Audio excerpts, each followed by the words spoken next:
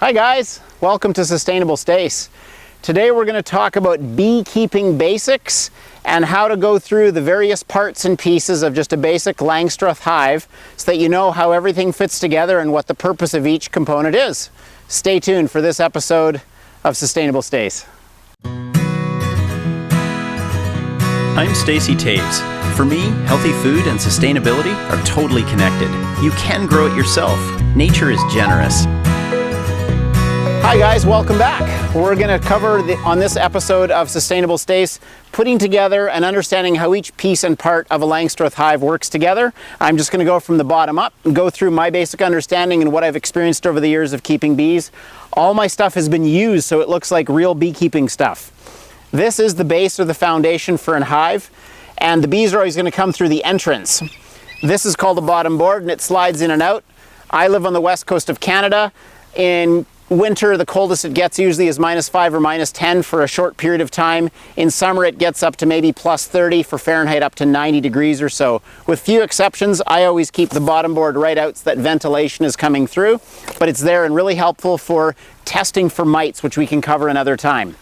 What goes next on top of your bottom board is where the bees are going to live. And keep in mind that in each hive, there's one queen with all of her young.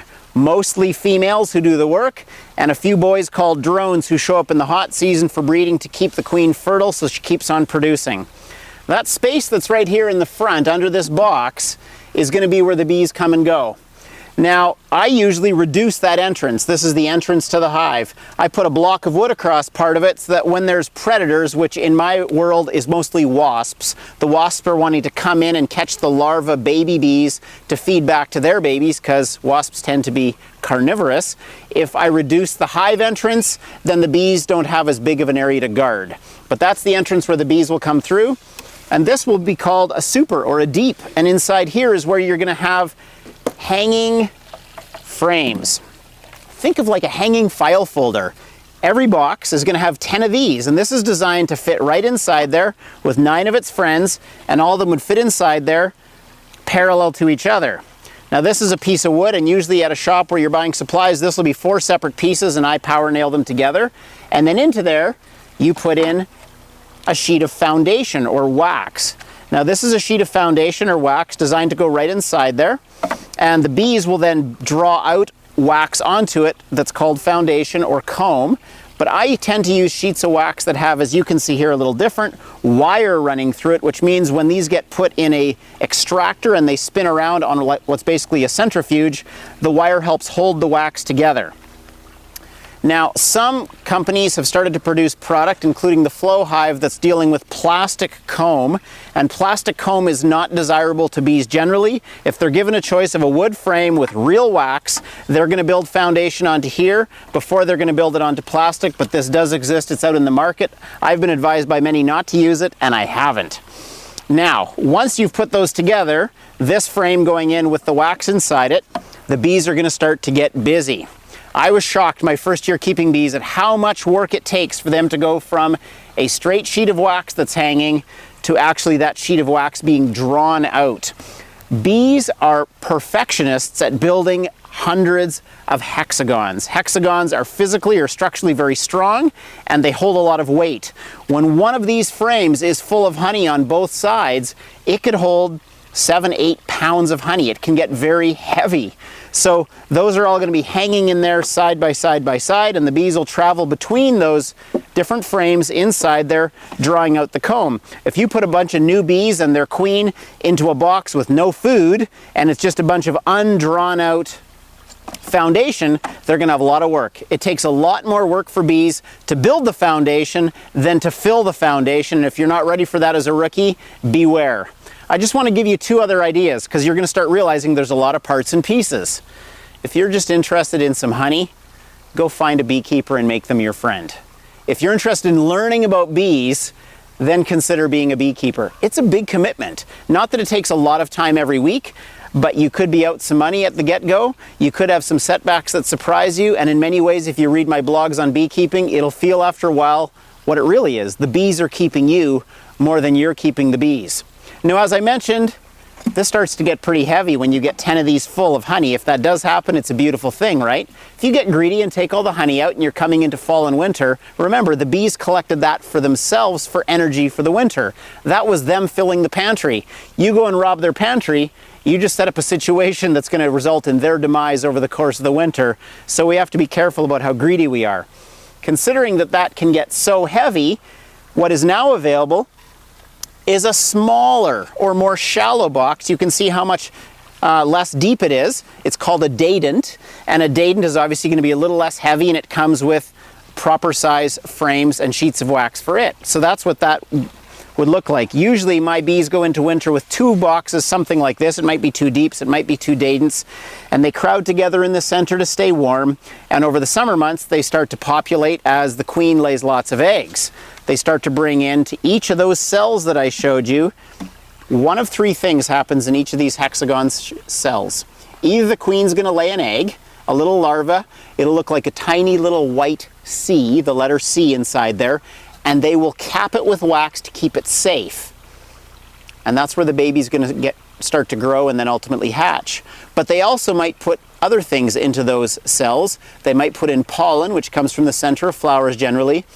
That's protein to feed the babies. The pollen you'll find is like the nursery food. It's going to be near the babies. And the other thing that beekeepers assume is going to be there or hope's going to be there is honey, which comes from the nectar. So nectar or pollen or babies. And when you look at a frame, and we'll do that another day in another episode, you'll see all those happening nearby to each other. Obviously, if you've got a queen laying a bunch of babies, you don't want that next to honey that you're going to extract, because you could put the honey in an extractor and then spin all the babies out as well. So people have thought of a way to respond to that, and they call it a queen excluder. The queen is generally a little bit bigger than the other bees in the hive. So generally, this is put between boxes, not always, and some beekeepers don't use them. These can be made out of plastic or metal. These are designs that worker bees can get through, but the queen cannot. Sometimes the queen has a slender figure and she makes it through, and you'll open up your box thinking honey should be up here, baby should be down there with the queen, and she's managed to scooch through with her narrow body and she's laying babies up here, and that's going to make it a little confusing for you. This usually only gets put on with another box when the weather's warm, the queen's laying well down here, and you're hoping to collect lots of honey up here. Let's pretend we've put the excluder in between here. So the queen's down here with her brood, the babies, the honey's being collected up here, and sometimes I'll notch a little entrance in here so the bees can come in here as well.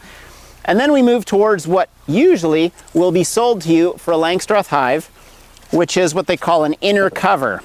An inner cover is designed to pretty much put a lid on it. And it usually has a little handle like this in the top, and I've tried many different things using these inner covers. I've tried notching them as well, as you can see here, so that there'd be an entrance for the bees to come in and out so they could enter the top or the bottom. But my experience has been consistent on the west coast where I live. This holds in moisture, it holds in humidity, and as it tries to leave the hive, the moisture and humidity comes up to the ceiling, it hits this, and it falls back down. And the result is mold and fungus and really unhealthy conditions for the bees inside here. So I've created a new thing that you might have seen in other places as well. Some people will call an attic, some will call a quilt box, but I don't use one of these. Instead, I take a shallow hive like this, a shallow hive box, and I tightly stretch a coffee sack in the bottom, and this becomes basically an attic. And I put that on top, and that becomes the new ceiling.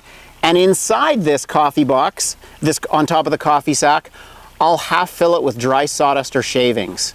Now the beautiful thing here is that when you go to put your top cover on your box, all the moisture that was traveling up gets caught by the sawdust. So this is a top outer cover that goes on, but the problem I learned is that if I used what they were trying to sell me, the inside of my top cover got totally busted and rotten and cracked and didn't work at all.